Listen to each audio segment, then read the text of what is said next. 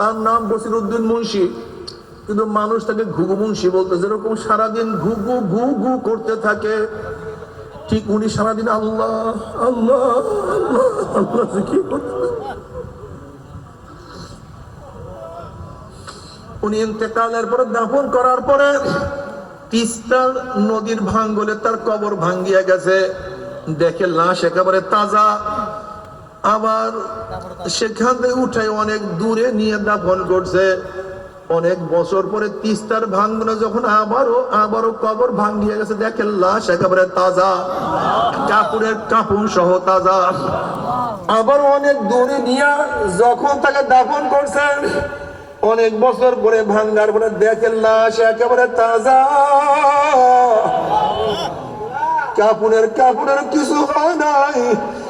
এরপরে কুড়িগ্রাম ফজলুল মাদ্রাসার সামনে তাকে দাফন করা হয়েছে। 22 বছর পরে কাপড়ের কাপড় সহ লাশ তাজা পাওয়া গেছে। বাবার বিশ্বাস হয় নাই, যাও, সমস্ত জাতীয় পত্রিকায় খবর আসছিল, যারা দেখছো দেখছো, যারা দেখো নাই শোনো। যদি বিশ্বাস না হয় সেখানে যাও, ইমানকে মজবুত করো। আল্লাহ তাদেরকে দুনিয়াতেও সম্মানিত করিয়া বলাইছে,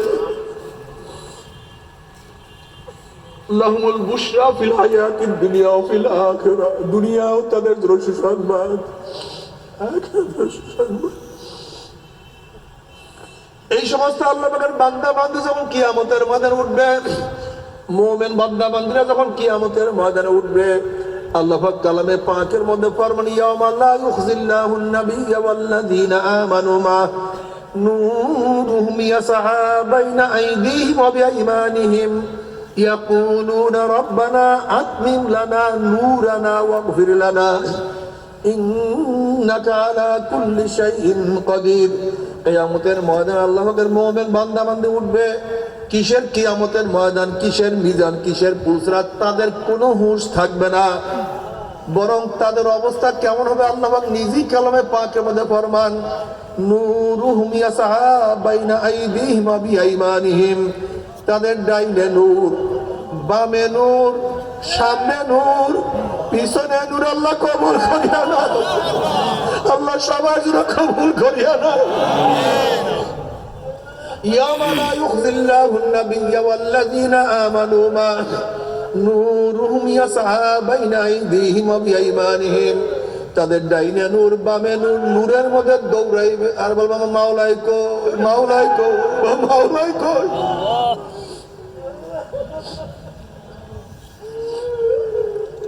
মাওলাকে পাওয়ার জন্য ফজরের সময় গোসল ফরজ, গরম পানির ব্যবস্থা নাই, কিন্তু ঠান্ডা পানিতে গোসল করি আমি মাওলাকে সিজদা দিতে ভুল করি নাই। জোহরের সময় এত কাজের চাপ, কাজকর্ম বন্ধ করি আমি মাওলার সামনে দাঁড়াতে ভুল করি নাই। আসরের সময় বন্ধুরা খেলার মধ্যে লিপ্ত, খেলা বাদ দিয়ে আমি মাওলার সামনে মাথাকে ঝুঁকাইতে ভুল করি নাই। মাগরিবের নামাজ কাজা করি নাই, এশার নামাজ না পড়িয়া ঘুমাই নাই। কত মেয়েরা আমাকে ডাকছে, আসো আসো আমার সাথে প্রেম করার জন্য, আসো আসো আমার সাথে নোট বিনিময় করার জন্য, আসো আসো আমার সাথে আড্ডা মারার জন্য আসো। আমি বলছিলাম ইন্নিয়া খাফুল্লাহ, আমি মাওলাকে ভয় করি, তোমার সাথে কথা বলতে পারবো না, তোমার সাথে আড্ডা মারতে পারবো না। আমি এত গরিব ছিলাম, অনেকদিন না খাইয়াও ঘুমাইছি, কিন্তু এক লোকমা হারাম পেটের মধ্যে ঢুকাই নাই। এত সাধনা করি আমার মাওলাই কই। আমি এত সুন্দরী, এত আকর্ষণীয় রমণী ছিলাম, মাঝে মাঝে চেহারা উন্মোচন করিয়া রাস্তা বের হওয়ার বহু শখ হয়েছিল, কিন্তু যখনই বেপরদা অবস্থায় রাস্তায় নামবো, হঠাৎ খেয়াল করছে আমার মাওলা নিষেধ করছে, আমি বেপরদা অবস্থায় রাস্তায় নামবো না। আমার মাওলাই কই।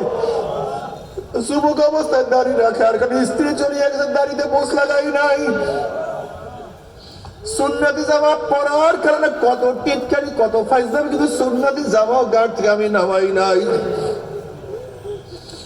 হালকা জিকির, মাসিক ইজতেমা, সকাল বিকাল জিকির, আল্লাহর ওলিদের কিতাব, চরমনের ময়দানে যাওয়া আমি কাজা করি নাই। এই অবস্থায়, ছোট অবস্থায়, যুবক অবস্থায় তরিকার মধ্যে ছিলাম, আল্লাহ আল্লাহর সোহবতে ছিলাম, মাওলাকে পাওয়ার জন্য আমার মাওলাই কই।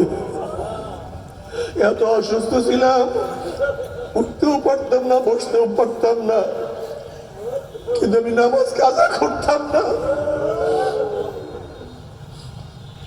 আমি তো গরিব মানুষ, রিক্সা চালাইতাম, ঠেলা গাড়ি ঠেলতাম, প্রচন্ড রোদের মধ্যে ঠেলা গাড়ি ঠেলছি, রোজা রাখছি, কলিজা শুকায় গেছে, কিন্তু পানির মধ্যে ডুব দিয়ে পানি পান করি না। আমার মাওলাই কই, আমার মাওলা।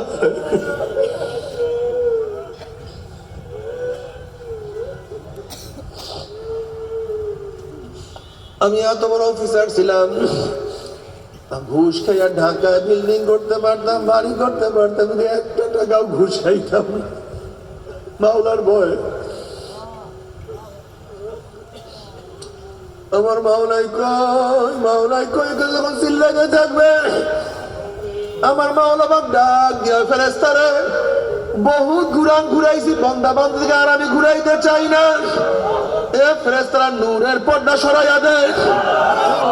যখন 70,000 নূরের পর্দা সরাইয়া দেওয়া হবে, নবী আলাইহিস সালাতু ওয়াস সালাম ফরমান, সাতারাউনা রাব্বাকুম কামা তারাউনাল কমারা লাইলাতাল বদরে, যেরকম পূর্ণিমার চন্দ্র আকাশে উদিত হইলে ভিড়া ভিড়ি ধাক্কা ধাক্কি ব্যতীত প্রত্যেকের জায়গার থেকে পূর্ণিমার চন্দ্র দেখতে পারে, যখন আমার মাওলা নূরের পর্দার মধ্য থেকে বের হয়ে আসবেন, সবাই সবার জায়গার থেকে, প্রত্যেকের জান্নাতি প্রত্যেকের জায়গার থেকে আমার মাওলাকে দেখিয়া ফেলাইবে। আমার মাওলাকে দেখার সাথে সাথে সমস্ত জান্নাতীরা সিজদার মধ্যে পড়িয়া যাবে।